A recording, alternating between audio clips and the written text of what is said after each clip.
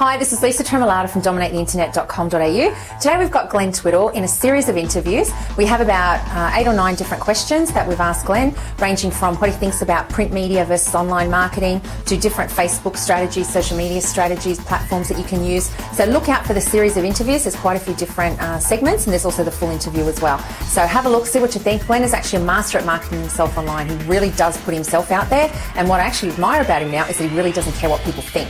And that is actually a good thing in marketing. You can't be holding yourself back. And anyway, Glenn talks about that in the interview. So take some notes and really get out there and have a look at the rest of the interviews as well.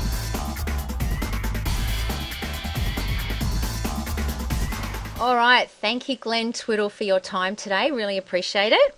No worries, Lise. For someone like you who I've learned so much off, it just feels like I'm repaying a favour. Oh, thank you. That's awesome. Now, you have been very active on social media, and you've built a huge following, and you're doing exceptionally well with social media. I'd say you're the best trainer using social media and internet marketing, that's for sure. If you were a real estate agent on Facebook, where would you start first?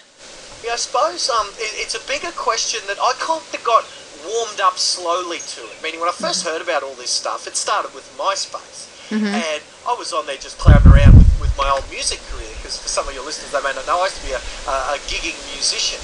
And I sort of figured out this MySpace thing, and now MySpace turned into a bit of a ghost town. So I was very sceptical about trying to bother doing it all again on Facebook, you know. So I think the journey I've had will be a little bit of a different one than a real estate agent would undertake. But I would certainly start with Facebook, because it's quite easy to learn. There's millions and millions of people on there, and they're probably already on there, so they know a lot about it already. So without getting into the myriad of other things they could try that someone like yourself could teach them, I'd probably start by getting into Facebook, but instead of it being there that they might be used to getting on Facebook with their real friends and their contacts socially, their friends from school, but getting onto Facebook with a vested intention of connecting with their potential clients and their current clients, and that'd be a good way to tip your toe in the water over a month or so, before getting into some more advanced strategies with yourself or someone like that.